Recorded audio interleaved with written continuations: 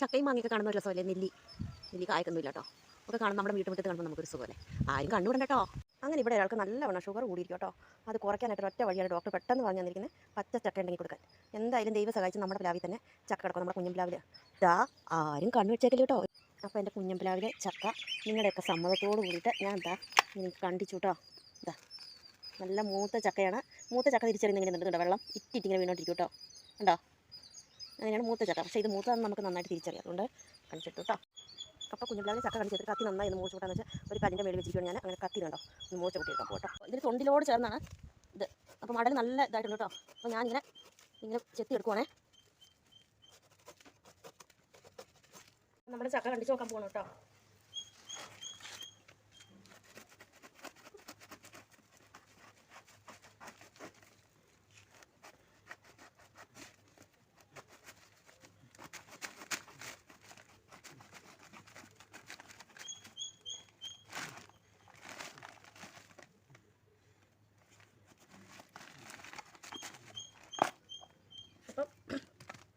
നമ്മുടെ ചക്ക ഇതാണ് കേട്ടോ. ഞാൻ ആദ്യമായിട്ടാണ് ചക്ക ഇങ്ങനെ ചെത്തിയെടുക്കണത്. അപ്പോൾ ഡോക്ടർ ഇപ്പോൾ പറഞ്ഞു വിട്ട് ചക്ക കൊടുത്താൽ പെട്ടെന്ന് ഷുഗർ കുറയുന്നു. അപ്പോൾ ഒരുപാട് ഷുഗർ കൂടിയിരിക്കുകയാണ്. അപ്പോൾ അതിനുള്ള ഞാനിപ്പോൾ ചക്ക നമ്മുടെ അടുത്ത് തന്നെ ഉണ്ട്. അപ്പോൾ പിന്നെ നമ്മൾ എന്തിനാണ്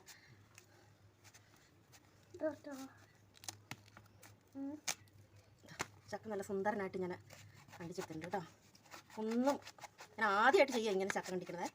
ഇതൊക്കെ നമ്മളിങ്ങനെ ഫോട്ടോയിലും വീഡിയോയിലൊക്കെ കണ്ടിട്ടുള്ളൂ. പക്ഷേ എളുപ്പമാണ് കേട്ടോ. അടിപൊളി അടിപൊളിയാ.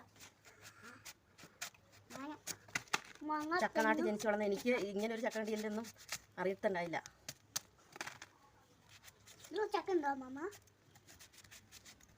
നമ്മുടെ പ്ലാവിലെ ചക്ക പൂ, നമ്മുടെ പ്ലാവിലെ ചക്ക അവിടെ ആണ് സംഭവം. ഇതെന്നാ ചക്ക പുളിത്ത്